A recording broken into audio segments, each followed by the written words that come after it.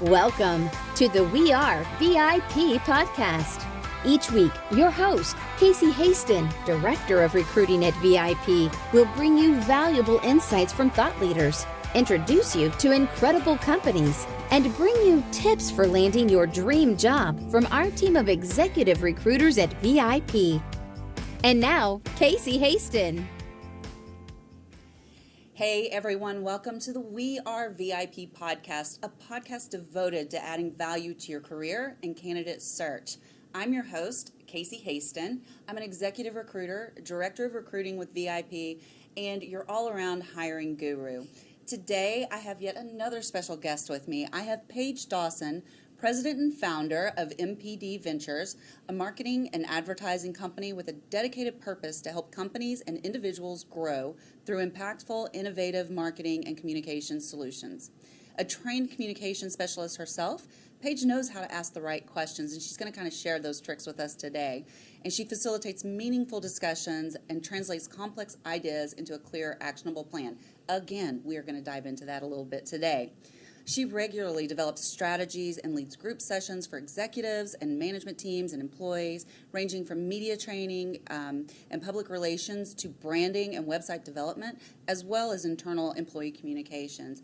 So I really wanted to bring her on so she could talk to you a little bit more about what that actually looks like and how that can help you either as a candidate search or even as a client searching for your next candidate. So Paige, welcome to the show. Casey, thanks so much for having me today. I am so excited to have you here. Yes. You know, you're kind of a special person in my life. Well, seriously, I mean, and we'll talk about that a little bit later. I mean, you took me to the next level, Yes. for sure. I mean, I believe that part of why I'm here today doing a podcast is because of you and your help. Thank you. Thank you. So I want to ask you some questions and kind of see if we can, you know, have some content that will help our candidates as they're going through their career search, as well as clients that may be looking for candidates. So Absolutely. tell me about MPD Ventures and what brought you to create it. What gaps in the industry did you seek to fill? Sure.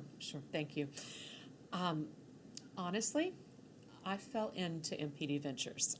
It found me, I will say. Wow. It started 18 years ago, and it was a phoenix rising out of the ashes, if you will, from my first startup in .com. So we had a startup in the .com boom days that we sold on paper and had some rust-colored handcuffs with it, and it sadly went under. And from that time, I was determining what to do next. My former employer, Arthur Andersen, also was meeting its demise then, and everyone was available. And I had my phone ringing with people saying, could you help me? I need a brochure. I need a resume. And my thought is how you don't start a business. That'll pay the mortgage this month. Sure. So fast forward 3 months, and I'm like, wow, this is more than paying the mortgage. Fast forward another 3 months, and there are 3 of us at my dining room table, and thus the company was born, and we had office space. So Wow. it really centered on my ability to build meaningful relationships and authentic relationships over the years. And those came back to provide value for people. So how could I help them tell their story, their message, to then launch their new business, find a new job, take their next step when life happens? That is, so don't guess I knew that part, that you used to work for Arthur Andersen. Mm-hmm. Yes, so I know the accounting space and finance space quite well. Wow. Okay. What did you do there? I was in charge of marketing and communications for their cost management service line, which is all about customer profitability, activity-based costing, and their bond software line. So very difficult concepts to share in a way that was common sense language and intelligent. Right. And so my job was to translate that to make it interesting and sexy and create conversation. I like that you say that because I think that's so important, and that's one of the things at VIP we strive to do is to build those relationships first, and you do that by starting those conversations. I literally walked up to somebody last week and said, I want to get to know you better. Yes. And this guy was like, okay, who are you? I'm someone that wants to know you. Yes. And I actually met with him today.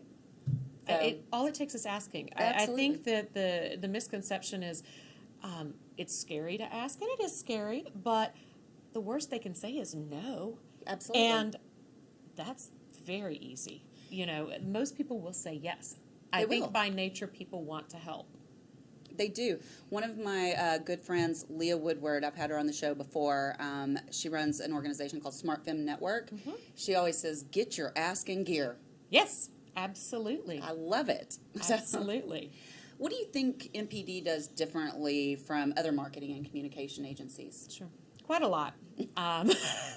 We start any work we do, whether it's for an individual client, such as we have worked with Casey, and we can talk about that later, as well as businesses. We really start with the messaging. What do you want to be known for? What sets you apart? How do we tell that story? Rather than immediately diving into tactics, because you've really got to understand who you are and what sets you apart so that it will resonate with people. The other piece we talk about is it has to be authentic. It has to be true. You can only fake it for so long. That is so true. We talk about that a lot with other thought leaders like yourself, that, you know, if you are not coming from a place of authenticity and transparency, they'll figure you out. They may not do it right at the beginning, but like you said, you can't continue to fake it. You're going to trip up. And so you just need to be your true, authentic self. And not everybody may like your true, authentic self. I had to kind of get over that the other day. I had a coaching moment with Mama Jean on that. She was like, not everybody has to like you, Casey. And I'm like, what? No. And I think that's really where we look at is, you know, you may not, and we say that to the people where we're interviewing for clients. We want to have a get-to-know-you meeting. We want to know, do we like you and do you like us and do we fit together? Because the congruence and the alignment is so important to be able to create a brand or a message. It's the same thing with the jobs that you're looking for. You know, is the company that you are interviewing with, does it have the culture, the fit, where you feel at home? Absolutely. So let's just dive into this a little bit. Yeah. I was on a mission this year to establish my personal brand, and it's amazing how when you target something, how people start coming into your lives, and, you know, resources that you need are there, and it's just amazing because your mind's going to target that, right? Absolutely. Don't even get me started talking about the reticular activator system, right? Oh, yes. Yes. So important because that's what filters out the information that you receive. And if you're focusing on bad things, and I'm getting off on a tangent, but that's what your brain's going to allow in. Yeah. So I was focusing on good things, setting up my personal brand, and that's when I was introduced to you. Yes. And it was so fortuitous. It was just the right moment that happened. So, and so you helped me with my personal brand, and I think that we're going to show everyone what they did. And what I want to emphasize is that this whole website came out of a 15-minute conversation. Yeah. And you guys nailed me. How do you do that? That's what you pay us for. Right. And that is what our passion is being able to get to the essence of a person, a company, what makes you tick, and what sets you apart and makes you so different from everyone else. And so we find with a lot of people when they're trying to build their own brand, often you're too close to the product yourself. Right. You're too enmeshed and you kind of can't see the bigger forest for the tree that you're in. And I find too most individuals are too critical of themselves and don't give themselves enough credit for things that are brilliant and amazing that you offer. And so what we're trained to do is to ask the right questions, to pull that out of you. And that's part of a science. We have a process and a methodology we go through. But what I think really the magic happens is when we apply the art part of it. How do we then take and shape and curate and form that into you? The you that you didn't even know was hidden in there. I know when I saw the first mock-up of the website, I was like, oh my gosh, I'm pretty cool. I had no idea. Yeah, it is. And what I love it is when someone looks at it, and I think you're a perfect example. You're like, oh my gosh, you get me. Yeah. I don't have a change. That's it. This is perfect. And that's when we know it's working. Yes. And I will tell you, I didn't have any changes. No. There was nothing to change. You guys did so perfect on it. And so why would someone benefit from establishing their personal brand, even just with a website or, why do we need that? Sure, absolutely. And I think it depends on the person and where you are in life. Some people, you're going to look for the personal brand. It's going to attract revenue for you. If you're a business owner or a freelancer, or in some cases, revenue, if you're looking to get a salaried job, it's money. You're attracting money. You're attracting referrals, trying to build your network. You're attracting relationships. All of those things help to bring the people to you that are the right people, who are receptive to your message, who think like you. And it helps just honestly make whatever you're trying to close or achieve easier. It tells your story for you. I think it also lends a level of credibility too, because it shows, number one, that you care about yourself enough to do that. Absolutely. And that, and then it also tells your story for you. So you can just, like, I refer people to my website all the time. And by the way, for those of you that are just listening and not watching, you can go to CaseyHasten.com and see the great work that Paige has done there. It's amazing. And if you'll notice down at the bottom, for those of you, again, not watching this video, you'll see all of my recent blog posts with the pictures, and that's another service that Paige's company provides, is providing those pictures to you, as part of the service. And I'm telling you, it really makes your personal brand pop. It just takes you up to that next level. You look so professional. So I really appreciate that piece, because I love to blog. Absolutely, and I think that's one of the pieces that's most important, is the consistency. So one of the pitfalls that we find most people getting into is they're so gung-ho about building their brand, and they'll set up all the social channels, and they'll be really active for a month, 2 months, then life happens, something happens, and they go stale. That is a critical flaw, because then you look like you're out of the game. This was just a passing piece. You're not consistent. You're not individually accountable. And those are all things that employers look at. Those are all things that prospective clients and customers are going to look at for you, is, are you consistently delivering? And is the message the same? So the images are great, because they present that professional image. And even if you think about the colors, so the colors that you choose for your website, for your branding, are all the same. You'll find when I'm doing speaking, you'll either see me in a blue or an orange, because those are our company colors. And it's a very subtle piece to how I present the brand that is MPD, but it's there. And it also looks more beautiful whenever we use those for social media, because it already blends in. That is so perfect. So if I was coming to you today, that we didn't know each other, okay, what are the first steps you'd recommend to me, or maybe a candidate that also wants to build a personal brand? Sure, absolutely. There are a couple ways to do it, and I'll take it in 2 different phases for you. If you are budget conscious, and everyone is budget conscious, but there are ways that you can look in Google search for just the DIY templates that are out there that you could look at building a personal brand. And there are checklists and templates to help you get started. The second piece, though, is you certainly can look to a professional service like our firm to help you curate and create your brand. The key piece there is really understanding, for our side, we look at a conversation. If we can talk to you for 15 minutes and pull out what sets you apart, what do you want to do, how do you want to be perceived in the market, we can create magic. So I would say, first is you've got to do some soul searching to create your personal brand. You've really got to understand, what do you want in life? How do you want to be perceived? Where do you want to go? You've got to really know yourself. And from there, then determine, okay, what do I go? You may not need, and most people don't need, their own website. That depends on if your platform is to really build a personality for yourself. If your goal is, I want to find a salary position, you need to make sure your LinkedIn game is strong. That's where you need to spend your time.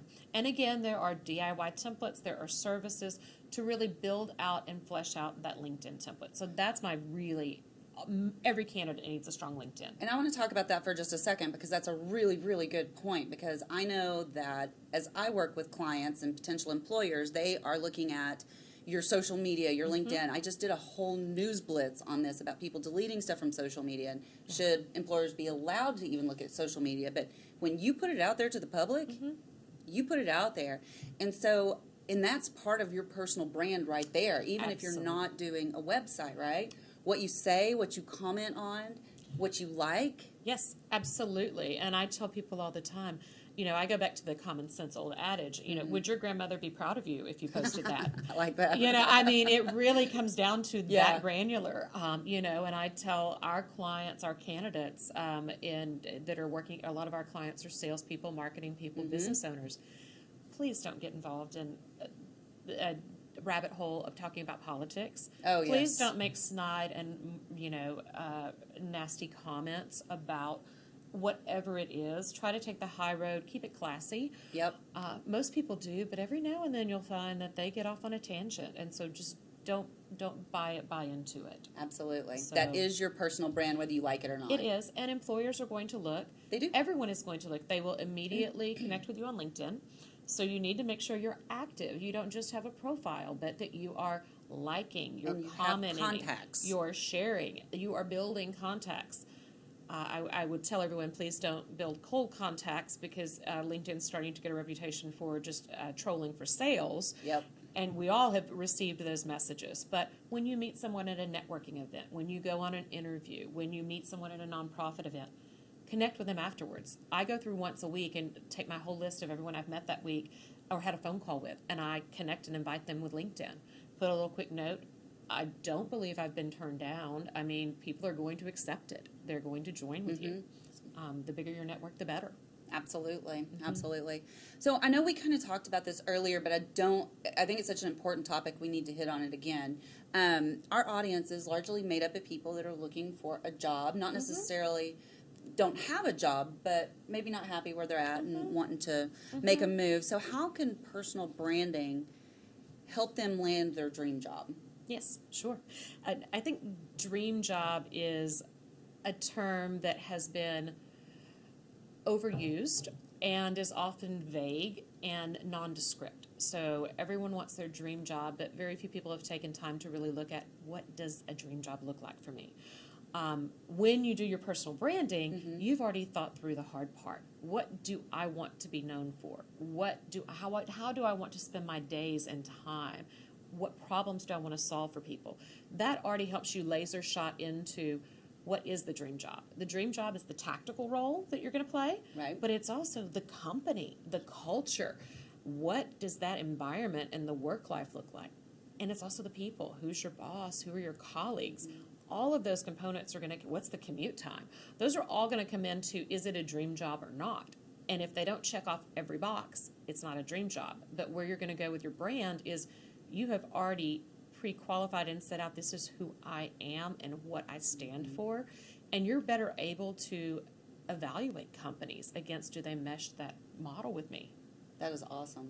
That is awesome. One of the questions that I love to ask when I'm interviewing candidates is, other than salary, other than location, because that's the first thing they want to tell you, and I think that should be the last thing you consider. Other than salary, other than location, what's going to make you happy to get up and go to work tomorrow? Absolutely. And there are studies out there that I find fascinating that say pay is not even one of the top 4 reasons why someone takes a job or stays with a job. It is so much more about some of those intangibles. One of our teammates had young children that played baseball. And she really wanted to be at their practice and in their games, and they started at 4 or 3:30 in the afternoon. We made her schedule work that she could go and be baseball mom. She stayed with us for 12 years. Oh, wow. She could have left much earlier, probably made more. We are a small business. Right. But it was that environment, that family that came through. And the appreciation, I think that's the big part, is can you go somewhere you feel appreciated? So as you're evaluating a company, I always look at, what's the retention rate of the employees? Certainly you can look at their Glassdoor ratings or some of the other things out there, but those are hard to tell and get any kind of real game plan from. I look at what's their company culture? Are they active in the community? Have they won awards for culture? Some of the best places to work awards, fast growth awards. Those are great ones because obviously they're able to consistently sustain. Yes. We find a lot of our clients on the business side, they're privately owned, and they are those fast growth. They're winning the Dallas 100. They're winning the Inc. 5000. They're winning best places to work. And I can tell you their company cultures are amazing. Almost everyone who works at those companies would consider them dream jobs. I love that. I was going to tell you, I just wrote a blog on online reviews. Yes. Because, and we're having this issue with one of our clients right now where, they had a couple of people that worked there that left with bad taste in their mouth, and they went and just wrote the worst reviews I've ever seen, right? And this isn't the first time this has happened. Sure. And I'd actually written this blog about, I don't know, 2 weeks ago maybe. And this happened, and I was like, send this blog to the client right now because you can combat those online reviews. And I tell people, take those with a grain of salt because, and I know this isn't about online reviews, but take them with a grain of salt because I was a very happy employee and never wrote a review. But I promise you, I've never wrote a bad review about a company, but if I have a bad restaurant experience, I'm going to review that. Well, it's actually proven by statistics, people will talk more about the negative and complain than they will the positive and the glowing. Yes. So, we deal with this a lot with our clients on the business side because there are business reviews that come in too. And so we'll look at, all right, if it's not an accurate review, make sure we're responding. If it is accurate and something bad happened, respond, show that you care and have concern. Then work through strategically, how do we talk about and showcase the good that happens? Exactly. And there to counteract it and to help, present the image that is true and authentic. So everyone will have a bad review every now and then. Exactly. And it's the same thing too with your candidates that are looking for jobs.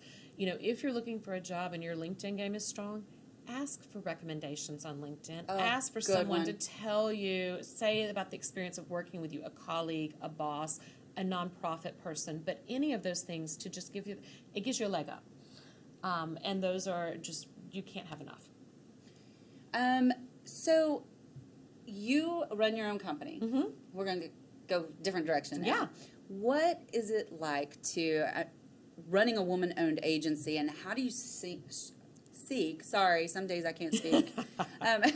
How do you seek to strengthen the careers of other women, kind of give back? Yeah, absolutely. A couple different ways. I've been blessed in my life. I had someone who started me out and gave me a chance when I was young and new and right out of school. So I do a lot of time giving back to young women that are trying to launch their careers. And so I will take an informational coffee with anyone that is trying to break into my field of expertise. I also sit on the board of the North Texas Angel Network, which are all of the individuals who want to start businesses and be entrepreneurs. Nice. And so I will also take informational meetings with them to just give what advice I can.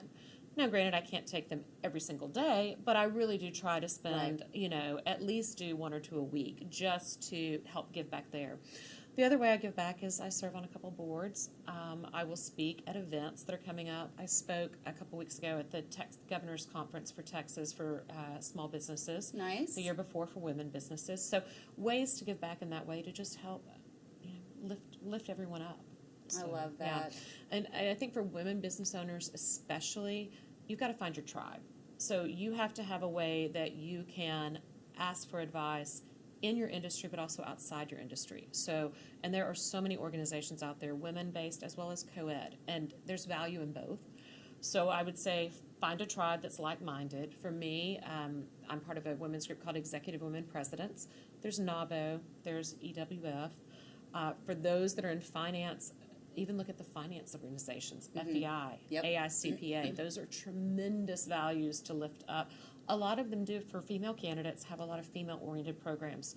That whole move for diversity is out there, and it is a drumbeat that is not going away. I love that. I like that, and just to add to that, it doesn't have to be a professional network. No. Because I know we're part of our group, the Go-Go Girls, because we're always on the go. And I find so much value from just being around so many powerful women that are established, like yourself. Or they bring another, like we had a brainwave specialist at the last one, which was so cool. She's coming on the podcast later. So I think that you hear all the time, and it's such a famous quote, you are the average of the 5 people that are closest to you. And so it's so important that when you are that person that's close to someone, that you're giving them value and adding to their, just adding to who they are as a person and building them up. I don't know everything, and I'm always looking for those women that are going to lift me up as well. Absolutely. And I think you raise a really good point there about you have to be a constant learner. So read, join, attend. If you're in a remote area and you can't find a tribe locally, go online.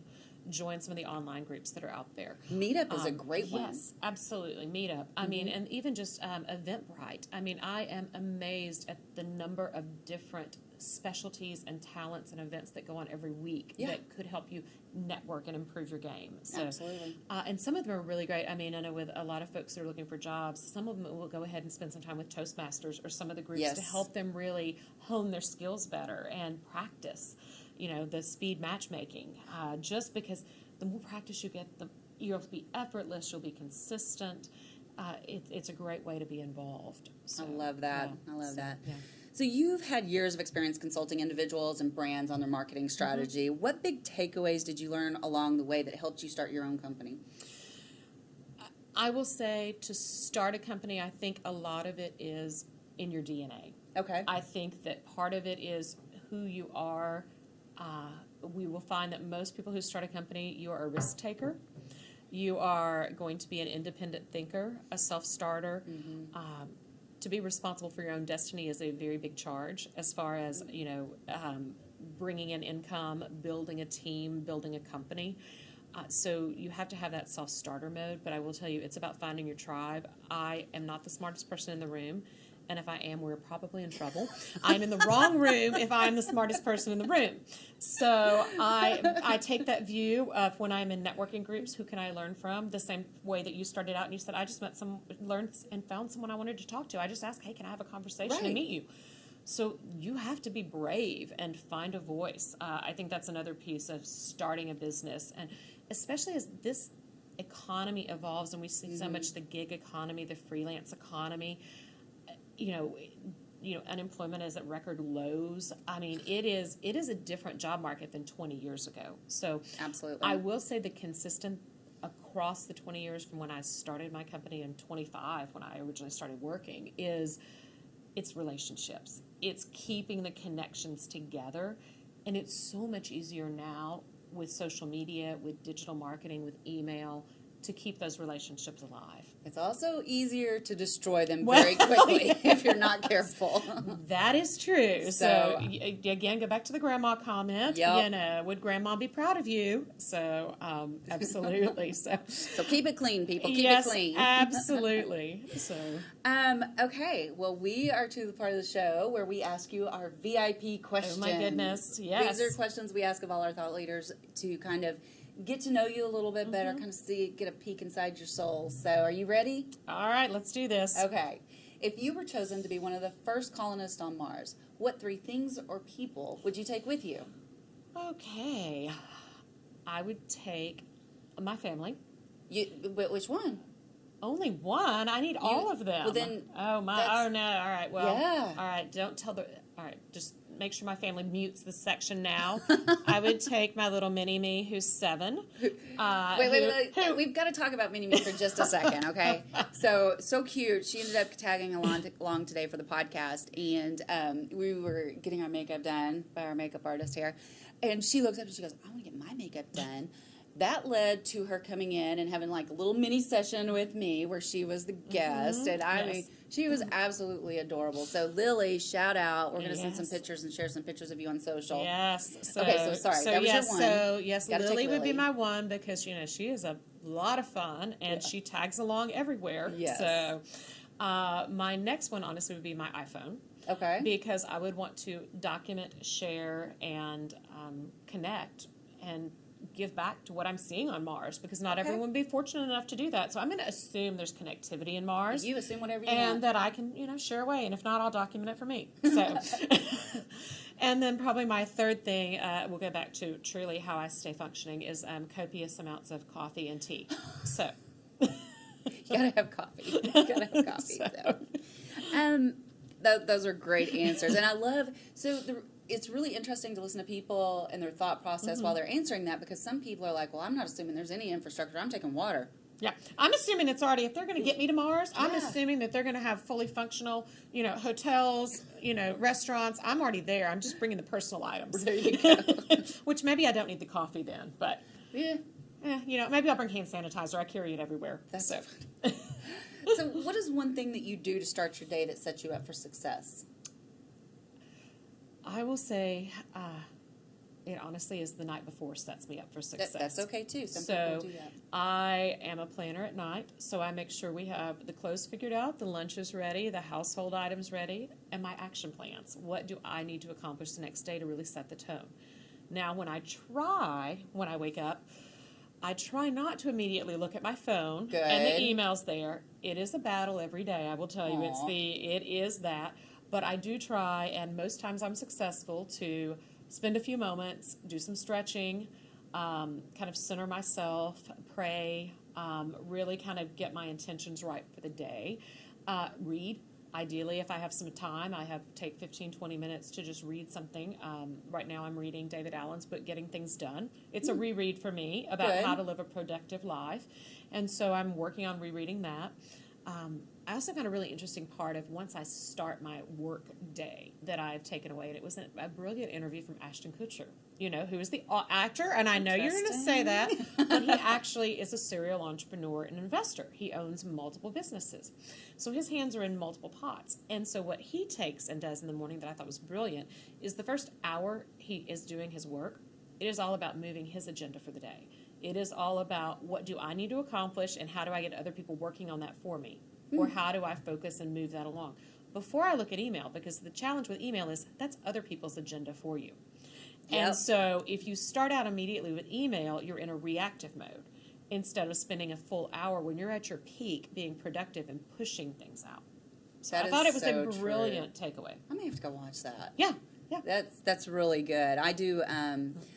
I do the same thing. I have a planner, and it's a business planner where you sit down, you do your rocks. Have you done tractions? Absolutely. Yeah. Yes, EOS, one So, of my favorite systems. Yes. You do your 3 rocks, and then you list out any other task, and then I list out my entire day. I Yes. write it down because I Yes. think there's so much power in getting it from your head to your hand and on paper. And it honestly, the paper is, they've done studies, scientists, that actually writing it out by hand versus typing helps you with retention. Yep.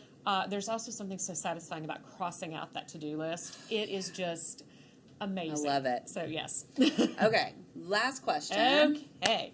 This is kind of my favorite one. If your life's work was being summarized in a news article, what would your headline be?